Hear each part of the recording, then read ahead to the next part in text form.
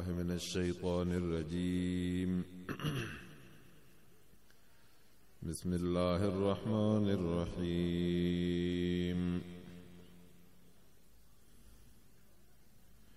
ومن أعرض عن ذكري فإن له معيشة ضنكا ونحشره يوم القيامة أعمى قال رب لم حشرتني أعمى وقد كنت بصيرا قال كذلك أتتك آياتنا فنسيتها وكذلك اليوم تنسى وكذلك نجزي من أسرف ولم يؤمن بآيات ربه ولعذاب الآخرة أشد وأبقى أفلم يهد لهم كم أهلكنا قبلهم من القرون يمشون في مساكنهم إن في ذلك لآيات لأولي النهى ولولا كلمة سبقت من ربك لكان لزاما وأجل مسمى فاصبر على ما يقولون وسبح بحمد ربك قبل طلوع الشمس وقبل غروبها ومن آناء الليل فسبح وأطراف النهار لعلك ترضى ولا تمدن عينيك إلى ما متعنا به أزواجا منهم زهرة الحياة الدنيا لنفتنهم فيه ورزق ربك خير وأبقى وأمر أهلك بالصلاة واصطبر عليها لا نسألك رزقا نحن نرزقك والعاقبة للتقوى وقالوا لولا يأتينا بآية من ربه أولم تأتهم بينة ما في الصحف الأولى ولو أنا أهلكناهم بعذاب من قبله لقالوا ربنا لولا أرسلت إلينا رسولا فنتبع آياتك من قبل أن نذل ونخزى قل كل متربص فتربصوا فستعلمون من أصحاب الصراط السوي ومن اهتدى. بسم الله الرحمن الرحيم. اقترب للناس حسابهم وهم في غفلة معرضون ما يأتيهم من ذكر من ربهم محدث إلا استمعوه وهم يلعبون لاهية قلوبهم وأسروا النجوى الذين ظلموا هل هذا إلا بشر مثلكم أفتأتون السحر وأنتم تبصرون. صدق الله العظيم. إن الله وملائكته يصلون على النبي يا أيها الذين آمنوا صلوا عليه وسلموا تسليما. صلاة شريف پڑھو سببا. اللهم صل على محمد وعلى آل محمد كما صليت على إبراهيم وعلى آل إبراهيم إنك حميد مجيد. اللهم بارك على محمد وعلى آل محمد كما باركت على إبراهيم وعلى آل إبراهيم إنك حميد مجيد. معزز مسلمانان گرامی، اللہ وحدہ لا شریک لہو کے पंहिंजो हबीब करीम नबी मुहम्मद रसूलुल्लाह सल्लल्लाहु अलैहि वसल्लम एतिरो त प्यारो आहे जो अल्लाह ताला क़ुरान मजीद में असां माण्हुनि खे सलात शरीफ़ पढ़ण जो जॾहिं हुकुम फरमायो त उन में फरमाई त अल्लाह बि सलात थो पढ़े, अल्लाह जा मलाइक बि पढ़नि था। ए मोमिनो तव्हां बि अहिड़े आलीशान अमल में शुरू थियो। पोइ सलात शरीफ़ इहो अल्लाह ताला जो हुकुम आहे। जीअं निमाज़ जो हुकुम आहे, जीअं रोज़े जो हुकुम आहे, अहिड़ी तरह सलात शरीफ़ जो ईअं ई साॻी तरह हुकुम आहे। तंहिंजे करे सलात शरीफ़ एहतमाम सां हुज़ूर सल्लल्लाहु अलैहि वसल्लम जन जे मथां घणी पढ़ंदा करियो। उन जा कई वजूहात आहिनि, बयान कबा त खुटण खां मथे आहिनि, पर चंद ॻाल्हियूं जिन सां असांजे दिलि में कुझु अहमियत वेहे। हिकु त नबी अनवर सल्लल्लाहु अलैहि वसल्लम जन जी मेहरबानी ऐं एहसान असां क़यामत ताईं पैदा थींदड़ उम्मत जे मथां इहो आहे जो पाण करीम सल्लल्लाहु अलैहि वसल्लम असांजे लाइ हेॾो हिदायत जो प्रोग्राम छॾे विया, आलीशान क़ुरान मजीद छॾे विया। इन क़ुरान मजीद ऐं हिदायत जे लाइ जेके तकलीफ़ूं, जेके ॾुखियायूं ॾिठूं, उन्हनि खे असुल कोन ॾिठूं, उन्हनि जे पासे ॾे असुल तवजो बि कोन कयूं। ऐं रब सुब्हानहू तआला बि फरमायो त इन क़ुरान जे प्रोग्राम हलाइण में जेके तकलीफ़ूं अचनि पयूं से तकलीफ़ूं कोन्हनि। सूरत ताहा जे मुंड में अल्लाह ताला फरमायो त ताहा मा अंज़लना अलैकल क़ुरआन लितश्क़ा इल्ला तज़किरतन लिमन यख़्शा। माण्हू हरकत था कनि फोटुनि जे बयान खे मना कयूं, छा कहिड़ी बद अख़लाक़ी आहे। बाबा जॾहिं मना थी आहे त फोटू छो था कयो पुट, अख़लाक सिखो।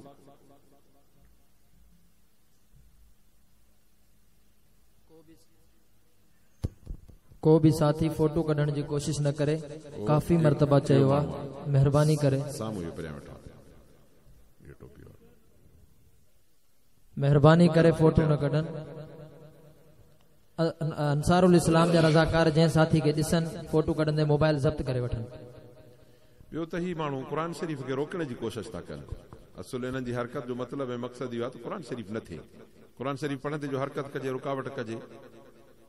हाणे माण्हू मूं ॾिसां थो वेठो ख़्वार कयांसि त थींदो, अच्छा ठहियो अलाह पाण ख़्वार कंदुसि। ईअं न कबो आहे, अख़लाक सिखो बाबा। जॾहिं मनव थी थिए त मनव खां पोइ हरकत न कजे। क़ुर शरीफ़ खे न रोकियो, शैतान जा साथी आहियो छा? शैतान क़ुर खे रोकण जी कोशिशि कंदो आहे, तव्हां बि हुन जा साथी था बणिजो। अचो क़ुर जी मजलिस में बणिजो शैतान जा साथी, ईअं न कयो, अख़लाक सिखो। त अल्लाह जे रसूल करीम सल्लल्लाहु अलैहि वसल्लम जन क़ुर मजीद जे रस्ते में तकलीफ़ूं ॾाढी ॾिठियूं, मुख़्तलिफ़ क़िस्म जूं तकलीफ़ूं,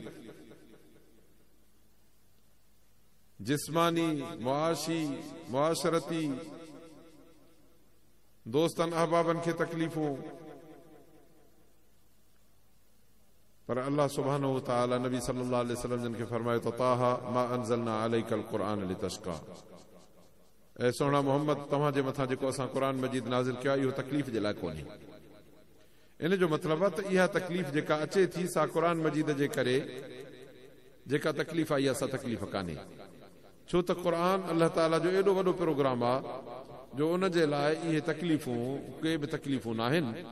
जो क़ुर मजीद माण्हूअ खे जॾहिं आख़िरत जे तकलीफ़ुनि ऐं जहन्नम खां छॾाईंदो त पोइ ख़बर पवंदी त हे दुनिया में तकलीफ़ूं, परेशानियूं, बुख, ॾुख, सर्दियूं, गर्मियूं जेके बर्दाश्त करणियूं पयूं से कुझु बि न आहिनि।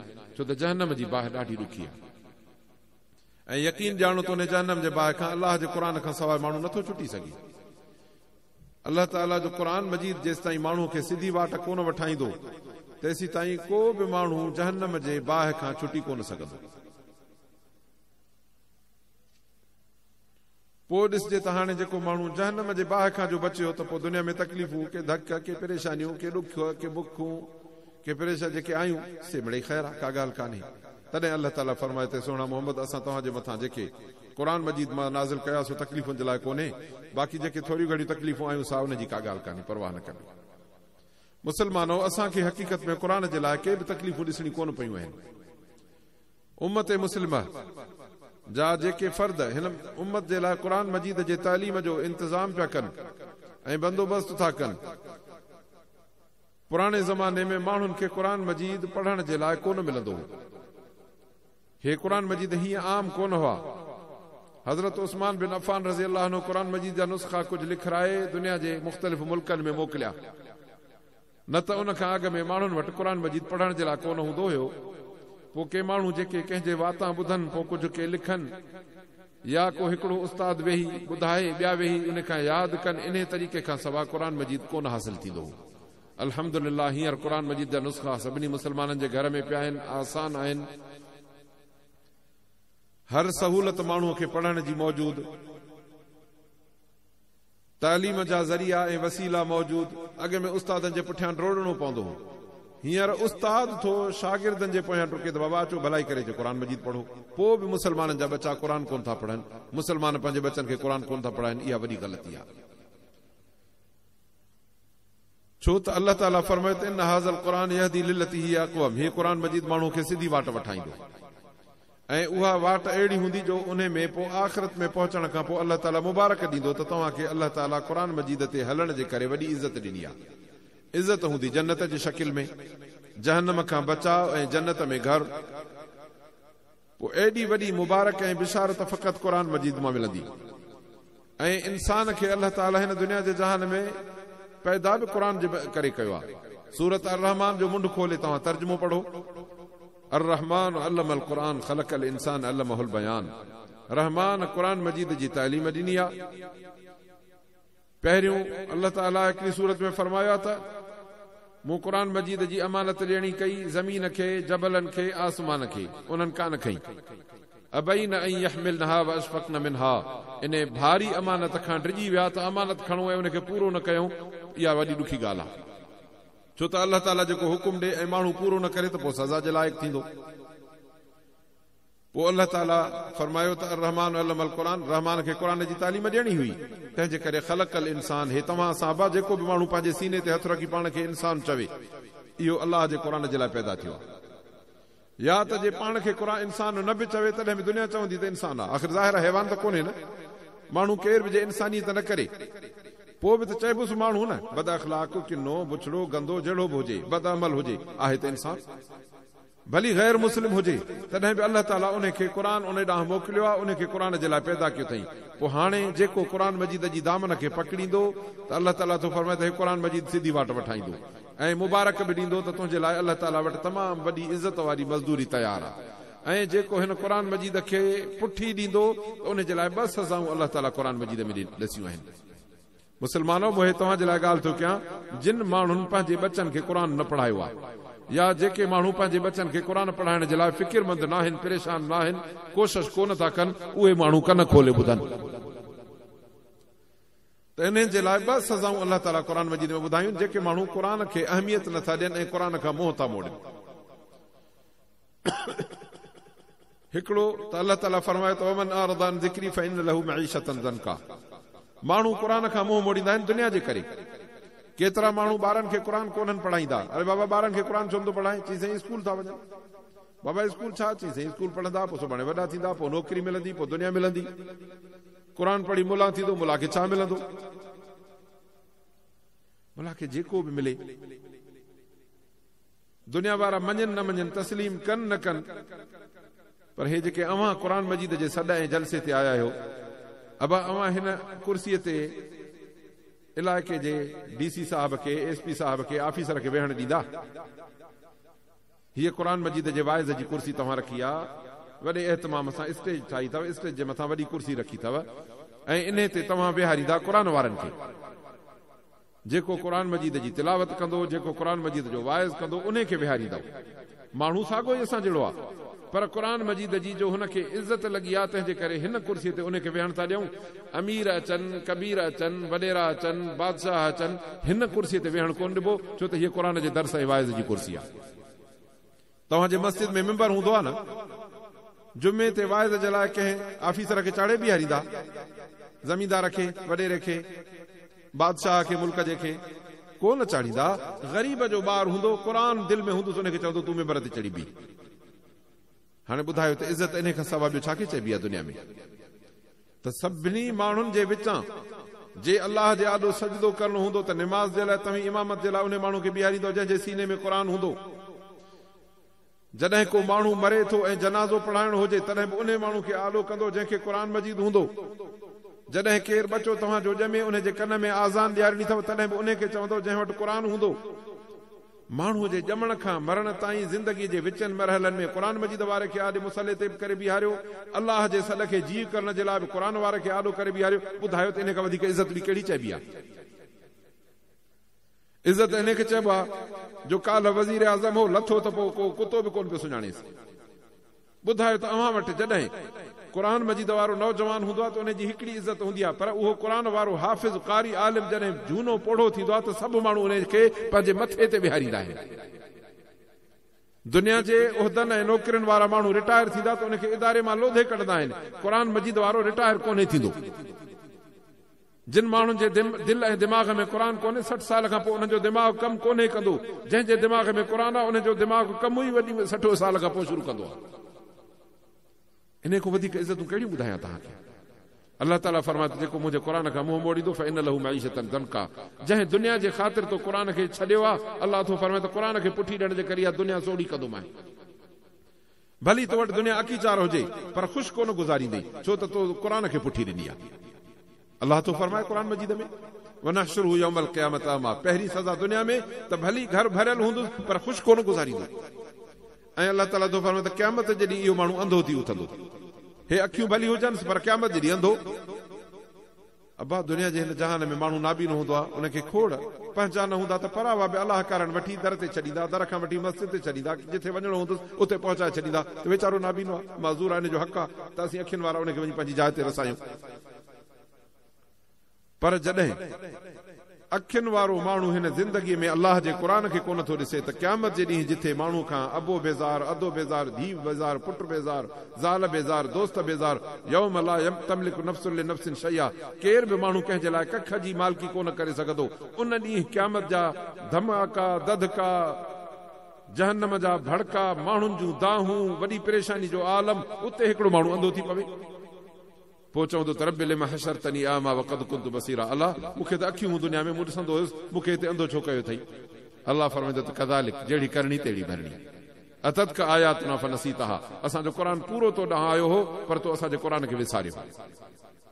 जे बच्चनि खे पढ़ाइण जे लाइ मुफ़्त में क़ुर कोन पढ़ाए, पैसा भरे शहर उमाणे ॿारनि खे अंग्रेज़ी पढ़ाए पियो, स्कूलनि ऐं कॉलेजनि में पढ़ाए पियो, वॾियूं गरियूं गरियूं फीसूं भरे पियो, महांगा कपिड़ा वठी पियो ॾे हुननि खे।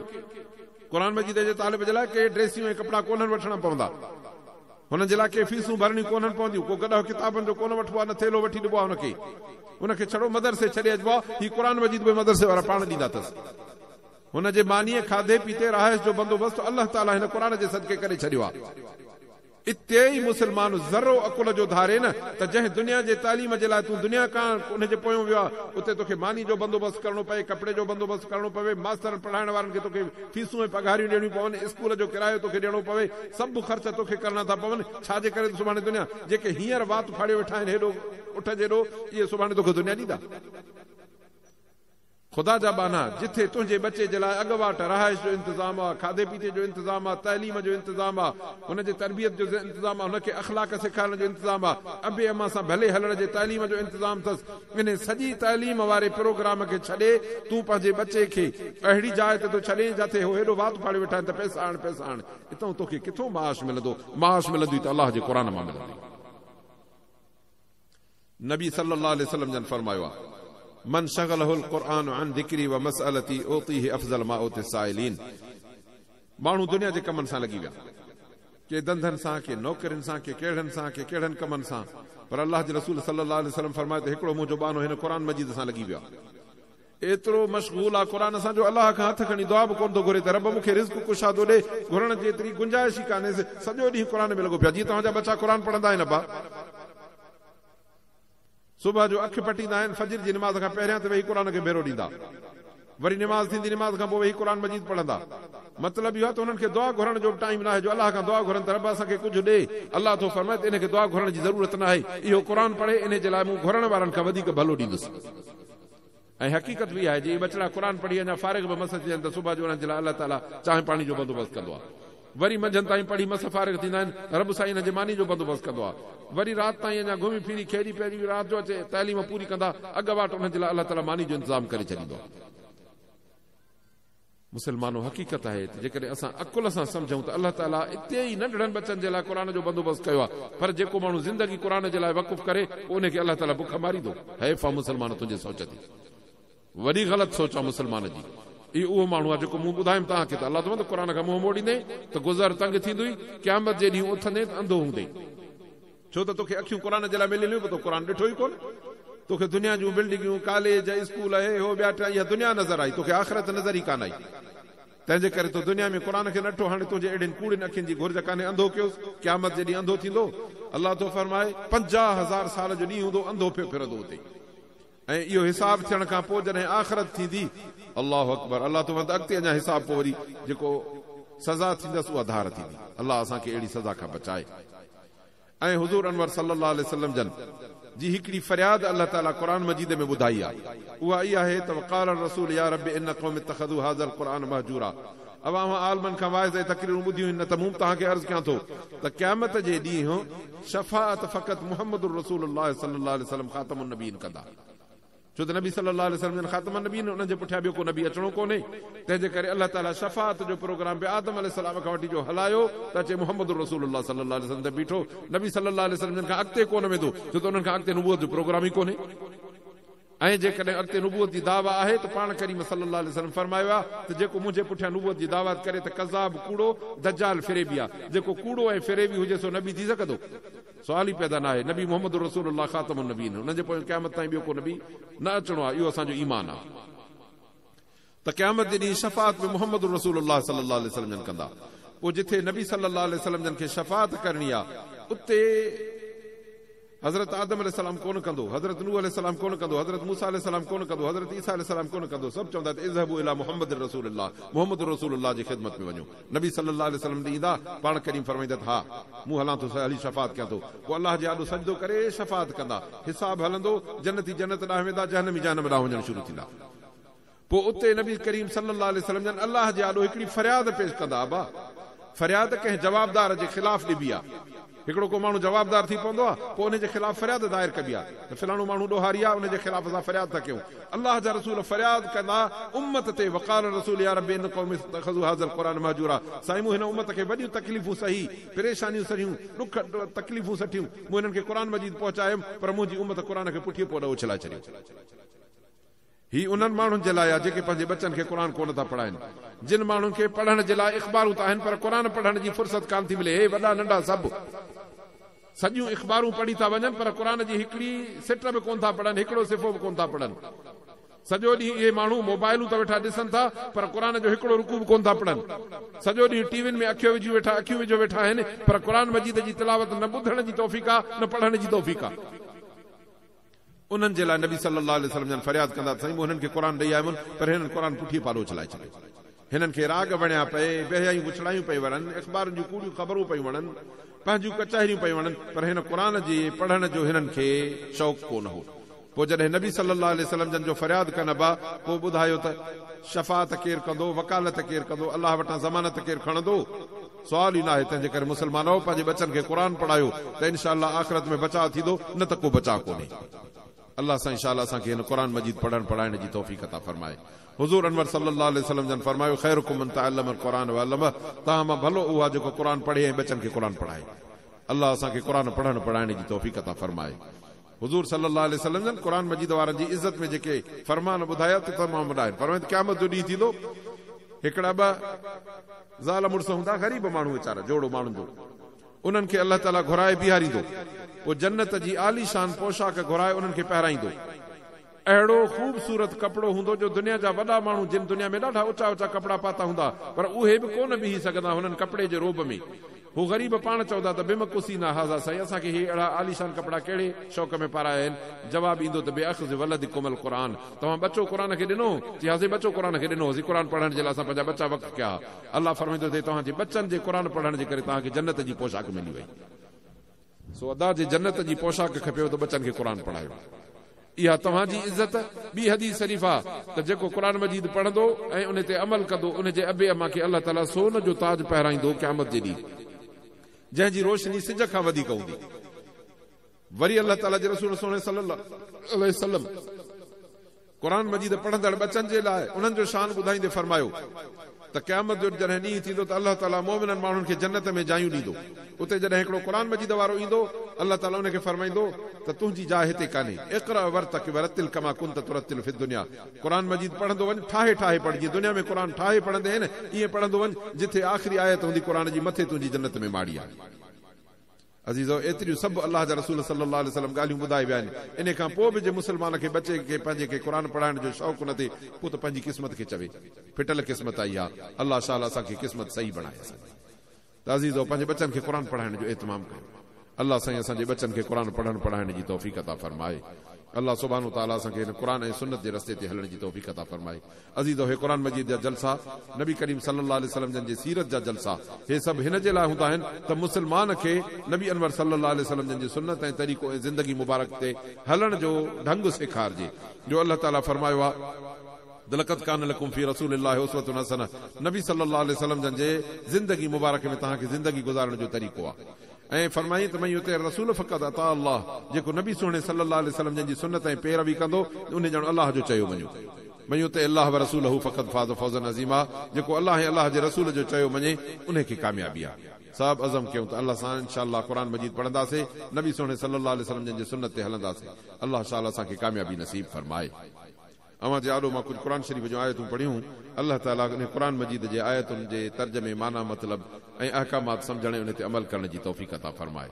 जो क़ुर मजीद खे एॾो वॾो अजुर आहे जो हिन जी तिलावत सां हिकिड़े अखर सां 10 दर्जा मिलंदा आहिनि, 10 नेकियूं मिलंदियूं आहिनि ऐं 10 गुनाह माफ़ थींदा आहिनि। पोइ हुज़ूर सल्लल्लाहु अलैहि वसल्लम जन फरमायो त अलिफ लाम मीम हिकिड़ो अखर कोन्हे, अलिफ जुदा है, लाम जुदा, मीम जुदा, माना अलिफ लाम मीम पढ़ियो, 30 नेकियूं, 30 दर्जा, 30 गुनाह ख़तम। अल्लाह असांखे क़ुर मजीद पढ़ण पढ़ाइण जी तौफ़ीक़ अता फरमाए। अल्लाह तो फरमाए तो वमन आरद अन ज़िक्री, जेको मुंहिंजे क़ुर खां मुंहुं मोड़ींदो फ़इन्न लहू मईशतन दनका, पोइ उन जो गुज़रान थींदो तंग। अल्लाह जो ज़िक्र ऐं क़ुर अथव 3 शयुनि में अबा। अल्लाह ताला हिते ज़िक्र फरमायो आहे। हिकिड़ो फरमाई त अक़िम सलात अल ज़िक्री, निमाज़ क़ाइम कर अल्लाह जे यादि कर जे लाइ, छो त निमाज़ पढ़ंदे त केरु यादि ईंदो निमाज़ में अबा? अल्लाह यादि ईंदो। क़ुर मजीद पढ़ंदव त अल्लाह जो ज़िक्र आहे, जे अल्लाह जो ज़िक्र वेही कबो त अल्लाह जो ज़िक्र आहे। रब थो फरमाए त मुंहिंजे ज़िक्र, मुंहिंजे यादगिरी, मुंहिंजी निमाज़, मुंहिंजे क़ुर खां मुंहुं मोड़ींदे गुज़रान तंग थींदी ऐं क़यामत जे ॾींहुं अंधो करे उथारींदासीं। पोइ चवंदो त अल्लाह मूंखे तूं अंधो छो कयो आहे, मूं त ॾिसंदो हुयुसि। अल्लाह फरमाईंदो त जहिड़ी तरह तो वटि असांजो आहे तूं तो उन्हनि खे विसारियो हो, तहिड़ी तरह असां तोखे अॼु विसारे छॾियो आहे। अहिड़ो बदिलो ॾींदा आहियूं उन्हनि माण्हुनि खे जेके हदूं टपी वेंदा आहिनि ऐं असांजे आयतुनि खे कोन मञींदा आहिनि। अञा आख़िरत में अज़ाब ॾाढो सख़्तु ऐं ड्रिगारो हूंदो। अल्लाह असांखे अहिड़े अज़ाब खां पनाह ॾे। अफलम याद लहम, अल्लाह तो फरमाए त इन्हनि माण्हुनि खे इन शइ कोन सुधारियो त केतिरा वॾा वॾा ॻोठ इलाइक़ा बेफ़रमाननि जा तबाह बर्बाद थी विया। इन जे करे जो रुॻो उहे बेफ़रमान हुया, पोइ तूं छो थो बेफ़रमान थिए? अकुल वारनि माण्हुनि जे लाइ इन में वॾो सबक़ ऐं नसीहत आहे। अल्लाह असांखे इन नसीहत पिराइण जी तौफ़ीक़ अता फरमाए। अल्लाह जे तरफ़ां हिकिड़ो फ़ैसिलो थियल आहे जे इहो न हुजे त गुनाहगार माण्हुनि खे कॾो लाको सज़ा अचे ऐं माण्हू मरी वञनि। तंहिंजे करे सबुर कर। जेके माण्हू दीन इस्लाम जे लाइ घटि वधि वेठा था चवनि ऐं अल्लाह ताला जो हम्द कयो, रब ताला जे आॾो सजदा ॾियो, सिज उभरण खां अॻु में फजर जी निमाज़, सिज लहण खां अॻु में टिपहरी जी निमाज़ ऐं राति जे पहरनि में सोमाणी जी निमाज़ ऐं सांझी जी निमाज़ ऐं ॾींहं जे पहरनि में बेपहरी जी ऐं निमाज़, इहे 5 वक़्त निमाज़ जा अल्लाह ताला हिन क़ुर मजीद में आयत में ॿुधाया। फरमाए त लअल्लक तर्ज़ा, निमाज़ जी पाबंदी तूं कर, यकीन ॼाण त अल्लाह तोखे राज़ी कंदो। अब अल्लाह जो बाने खे राज़ी करे छा था सम्झो ॿियो कुझु खपे? अल्लाह ताला असांखे निमाज़ जी पाबंदी नसीब फरमाए। बाक़ी माण्हू निमाज़ छो छॾींदा आहिनि? दुनिया जी लालच में। अल्लाह तो फरमाए त वला तमुद्दन ऐनैक इला मा मतअना बिही अज़वाजा, जिन माण्हुनि खे असां क़िस्म क़िस्म जा माल ॾिना आहिनि कॾहिं बि अखि सां उन्हनि खे न ॾिसंदो कर। इहा दुनिया जी रुॻो सावक अथई, इहा आज़माइश आहे। हिते जेका सावक हूंदी, सरसब्ज़ी हूंदी, गुल गुलाब हुजनि, इहे हमेशह रहंदा आहिनि। अॼु सावा आहिनि सुभाणे सुकी वेंदा, अॼु गुल ताज़ा आहिनि सुभाणे उहे मुरझाइजी वेंदा, कुमाइजी वेंदा। अल्लाह तो फरमाए त दुनिया ईअं अथई, अॼु आहे सुभाणे न हूंदी। तूं जॾहिं मरी वेंदे त दुनिया मां कख बि तुंहिंजे हथ में कोन हूंदी। तोसां गॾु तुंहिंजा अमल सालिह हूंदा, तुंहिंजो ज़िक्र हूंदो, तुंहिंजो क़ुर मजीद पढ़णु हूंदो, तुंहिंजी निमाज़ हूंदी, तुंहिंजी ख़ल्क़ ख़ुदा सां भलाई करणु हूंदी, अल्लाह ऐं अल्लाह जे रसूल जी ताबेदारी इहा तोसां गॾु हूंदी। बाक़ी सभु शइ दुनिया छॾाए वेंदई। तंहिंजे करे दुनिया ते बावर न कर। दुनिया ते कॾहिं बि तूं अखि न विझंदो कर। जेको असां माण्हुनि खे सामान ॾिनो आहे इहा दुनिया जी सावक वांगुरु अथई, हिकिड़े ॾींहुं सुकी वेंदो। असां इहो हिन जे लाइ आज़माइश कई आहे, जेको अल्लाह तोखे ॾे इन ते राज़ी थी ऐं ख़ुशि थी ऐं अल्लाह जो इहो ॾिनो पाइदार अथई। ॿियो इन खां पोइ जेको अल्लाह ताला हुकुम कयो आहे त वामुर अहलक बिस्सलात वस्तबिर अलैहा, पंहिंजे ॿारनि बचनि खे बि निमाज़ जो हुकुम कर, पाण बि मज़बूत थी बि निमाज़ थिए। मुस्लमानो निमाज़ पढ़ो। अदा जे करे हिकिड़ो निमाज़ जो वक़्तु छॾींदासीं त उन जे एवज़ क़यामत जे ॾींहुं 80 साल जहन्नम जी सज़ा खाइणी पवंदी। हिकु वक़्तु निमाज़ छॾण जे एवज़ 80 साल जहन्नम। ॿुधायो त हिते माण्हू कंहिं टांडे जे मथां पेर रखी सघंदो? किथे जो चुल्हि में बाहि ॿरियल हुजे हुन में पेर विझी सघंदासीं? पोइ जहन्नम में जो माण्हू 80 साल हिकिड़ी निमाज़ जे लाइ छॾे ऐं निमाज़ कुल 15 मिंट, 10 मिंट, 5 मिंट, 5 मिंटनि में जेका निमाज़ थिए इहा न पढ़ो ऐं पोइ 80 साल जहन्नम में मुस्लमान सड़े, ॾाढी ॾुखी ॻाल्हि आहे। अल्लाह पनाह में रखे। तंहिंजे करे निमाज़ पढ़ो। अल्लाह तो फरमाए पंहिंजे ॿारनि बचनि खे बि निमाज़ जो हुकुम कर, पाण बि हुनजो पाबंद थी। ला नसअलुक रिज़्क़ा, असीं तोखां घुरूं कुझु बि कोन था, निमाज़ मुफ़्त में आहे। नहनु नर्ज़ुकुक, तूं निमाज़ी थी, तुंहिंजे बहितरीन रिज़्क़ जो ज़ामिन अल्लाह तो फरमाए त आऊं आहियां। इन ते हिकिड़ी अजीब ॻाल्हि हिकिड़े आलिम जी मूंखे यादि आई आहे, तव्हांखे ॿुधायां। हिकिड़ो सालेह माण्हू हो, अल्लाह जो नेकबानो, सोमाणी जी निमाज़ पढ़ी जॾहिं घर मोटियो त ॾिठई त ॿारड़ा नंढा नंढा सभु सुता पिया आहिनि। 7 सालनि जे ॿार खां मथे ॿार खे निमाज़ जो हुकुम करणो आहे। नबी सल्लल्लाहु अलैहि वसल्लम जन फरमायो आहे। 10 सालनि ताईं उन ते महिनत कयो। जेकॾहिं 10 सालनि ताईं निमाज़ी न थिए त पोइ मार ॾेई बि निमाज़ पढ़ायो, छॾणो कोन्हे ॿार खे। हाणे असां वटि छोरनि जा ख़र्च पखा असांजे मथां 10-20 जूं मोबाइलूं बि वठी ॾींदासीं, उन्हनि में लोट बि विझराए ॾिबा, उन्हनि जा ख़र्च बि हूंदा, उन्हनि खे घुमण फिरण जे लाइ लटनि कपिड़नि जे लाइ बि पैसा ॾिबा, पर निमाज़ जे लाइ हू चयो कोन वठंदा। मुस्लमान तूं बि एतिरी हिमत धार जे हू तुंहिंजो चयो न वठी त तूं बि हुनजो चयो न वठ। तूं फर्मा बरदार पीउ, हो बेफ़रमान पुट, तूं हुन जे लाइ चङाई चओ, उन ते हू तुंहिंजो चवण न वठे, हू तोखां बुराई जे लाइ घुरे त तूं हुनजो चवण वठ। पोइ ॿुधाए त पंहिंजे बचे जो दुश्मन आहे कि न सजण? सजण तंहिं सूरत में आहे जॾहिं उनखे तूं चङाई ऐं नेकी जी तालीम ॾे। अल्लाह असांखे बचनि खे सुधारण जी तौफ़ीक़ अता फरमाए। ॿारड़ा सुम्हिया पिया, घरवारी खां पुछे त बचनि निमाज़ पढ़ी आहे? चई साईं न। चई ख़ुदा जी बानी निमाज़ पढ़ाइनि? चई साईं घर में कुझु बि कोन्हे, रंधिण पचाइण जे लाइ राति जो छा रंधे पचाए खाराइनि, घर में अलाह जो नालो आहे, का शइ कान्हे। हाणे जे ॿारनि खे आउं उथारींदसि त उहा बुखिया आहिनि ऐं दाहूं कंदा, रोअंदा। चई त ॾिस, मानी ॾियणु असांजो कमु कोन्हे, मानी ॾियण वारो अलाह आहे। असांजो कमु आहे बचनि खे निमाज़ पढ़ाइणु। अलाह फरमाए त पंहिंजे बचनि खे निमाज़ जो हुकुम करे, रिज़्क़ आउं ॾींदुसि। तंहिंजे करे असां पंहिंजो कमु कयूं, अलाह पंहिंजो कमु ॼाणे, पाण ॼाणे, रब ॼाणे। तंहिंजे करे बचनि खे उथार, ॿारनि खे माई उथारियो, भली माई सदोरी माई। अलाह शाला असांजे अमड़िन अदिन खे बि इहा तौफ़ीक़ अता फरमाए जो पंहिंजे बचनि खे निमाज़ जो पाबंद बणाइनि। छो त ख़ासि घर में घर वारनि जो ऐं अमड़ जो किरदारु हूंदो आहे बचनि नंढड़नि खे निमाज़ पढ़ाइण में। पुटड़ा हुजनि त पीउ सां गॾिया वञनि ऐं न्याणी आहे त उन्हनि खे पाण सां गॾु निमाज़ पढ़ाए। पोइ इनशाअल्लाह इहो घराणो दुनिया में ई जन्नत जो मिसाल थी वेंदो। चई उथारे निमाज़ पढ़ाए। माई सदोरी ही बचनि खे उथारी, वुज़ू कराई, उन्हनि खे निमाज़ ते बीहारी। अञा ॿारनि निमाज़ बि पूरी कान कई त हुनजो दर खड़कियो। निकिरी जो वञे दर ते त ॾिसे त ॻोठ जो हिकिड़ो अमीर माण्हू आहे, वॾेरो हो, उहो मानी ॿधियो खयो बीठो आहे हथ में। हे हैरान थी वियो ॾिसी, हालांकि उहो न अचे न वञे। अॼु मानी आंदई ओचितो। चई साईं तो मानी छो आंदी आई, छाजे का मूं वटि खणी आयो? चए दादा हिन मानी जो किसो आहे हिकिड़ो अजीब। मूं वटि हुयो महिमान, मुंहिंजो फिलाणो वॾेरो मुंहिंजे ॻोठ जो दोस्त, उनखे मां मानी ते सॾियो हो, उनजे लाइ मानी ठाराई अथमि। मानी रखी आॾी अञा खाधी कोन हुईसीं त असांजूं पाण में ॻाल्हियूं जेके थियूं पए उन में असां चिड़ी वियासीं पाण में। हू कावड़ जी पियो ऐं कावड़ जी कसम खणी उथियो त तुंहिंजी मानी कान खाइबी, कावड़ जी हली वियो महिमान। मूं बि चयुमि त मानी कोन खाईंदुसि। मां बि इहा वेड़े ॿधी चयुमि त रबा हीअ मानी मां खणी निकिरां थो, जिथे मुंहिंजा पेर बीहंदा त मानी उनखे ॾींदुमि। सो हाणे अलाह मुंहिंजा पेर तुंहिंजे दर ते बीहारे मानी वटि। हुन पंहिंजे तवक्कल ते बचनि खे निमाज़ जे लाइ उथारियो ऐं इहो घर वारीअ खे यकीन ॾियारियईं त निमाज़ पढ़ाइण बचनि खे असांजो कमु आहे, मानी ॾियणु अलाह जो कमु आहे। अबा हे जेका असां ज़मीन में दाणा फिटी कंदा आहियूं, ॿुधायो त इन्हनि खे तव्हां फुटाईंदा आहियो या रब फुटाईंदो आहे? इन्हनि सलनि में कणिक जा दाणा कुड़मी भरींदा आहिनि, हारी भरींदा आहिनि, अलाह भरींदो आहे।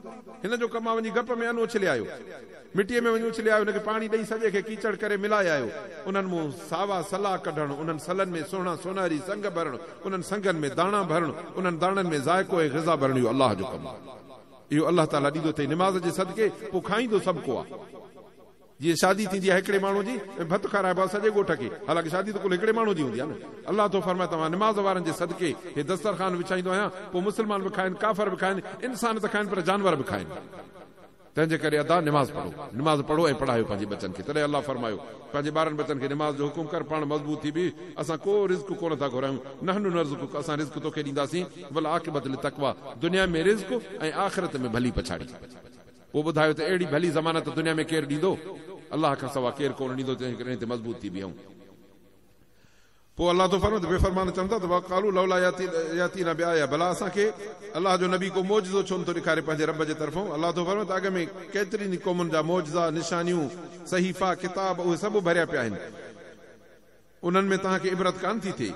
जेकॾहिं असां ज़ालिमनि खे ईअं ई बिना कंहिं निशानी ऐं किताब जे हलाक कयो आहे, पोइ चवनि हा त रब जे करे असां ॾे रसूल मोकिलिया त सुधरी पऊं हा, पोइ असां तुंहिंजे आयतुनि जा ताबेदार थियूं हा, हिन ज़िलत ऐं ख्वारी खां बची पऊं हा।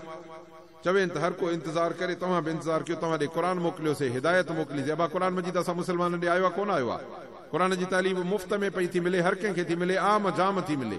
क़ुर जे मदरसे में किथे बि ईअं कोन्हे त बाबा दाख़िला कान मिली, स्कूल में दाख़िला न मिले, कॉलेजनि में न मिले, इंजीनियरिंग में न मिले, डॉक्टरीअ में न मिले, फिलाणे फिलाणे जाइनि ते काले दाख़िला न मिली, छोकिरा मोटी आया, क़ुर कॾहिं बि तव्हांखे न कई आहे त क़ुर में दाख़िला कोन्हे, ॿार मोटाए वञे।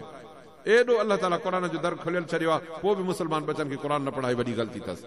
अलाह तो फरमाए त इक़्तरब लिन्नास हिसाबुहुम, माण्हुनि जो हिसाब वेझो अची वियो आहे, वहुम फी ग़फ़ला, पर माण्हू अञा ग़फ़लत में आहिनि। रांदियुनि रूदियुनि में बेहयाइन बुछड़ाइनि में गंदगियुनि में दुनिया जे खेलनि तमाशनि में लॻा पिया आहिनि बायती मिन ज़िक्र मिन रब्बिहिम मुहदस का बि अल्लाह ताला जे तरफ़ां नई नसीहत थी अचे कन ॾेई ॿुधनि था पर पोइ वरी पंहिंजी रांदि में मशगूल थिए था वञनि अहिड़ो हिननि मोबाइलुनि टीवियुनि इन्हनि मुसीबतुनि माण्हुनि खे बुछड़ो करे छॾियो आहे जो ॿियो त छॾियो क़ुरान जे मजीद छुटो निमाज़ छुटी अबे अमा सां चङाई छुटी मिटनि माइटनि सां मिटी छुटियूं पर ज़िंदगी माण्हुनि जी ख़राब थी वई आहे तंहिंजे करे अज़ीज़ो अल्लाह ताला असांखे ॿियो हिकिड़ो हुकुम कयो आहे इन्हनि शयुनि सां सोहबत ऐं मोहबत करण जे बजाय अल्लाह फरमाए या अय्युहल्लज़ीना आमनू तक़ुल्लाह व कूनू मा सादिक़ीन ए ईमान वारा अल्लाह खां डिजो ऐं सच जो साथ ॾियो सचनि जो साथ ॾियो सचो अथव अल्लाह जो क़ुरान सचो अथव अल्लाह जो रसूल ऐं हींअर तव्हां असांजे विच में सचा अथव उलमाए हक़ जेके क़ुरान ऐं सुन्नत वारा आलिम आहिनि तंहिंजे करे अदा इन उलमाए हक़ सां साथ ॾियो ऐं उलमा जी जमात में शरीक थियो शामिल थियो पोइ इंशा अल्लाह क़यामत जो जॾहिं ॾींहुं थींदो अल्लाह तो फरमाए हर माण्हू खे पंहिंजे अॻुवान सां सॾींदासीं हिते हिकिड़ा माण्हू दुनिया वारनि जे पोयां दुनिया जे लालच ते लॻा आहिनि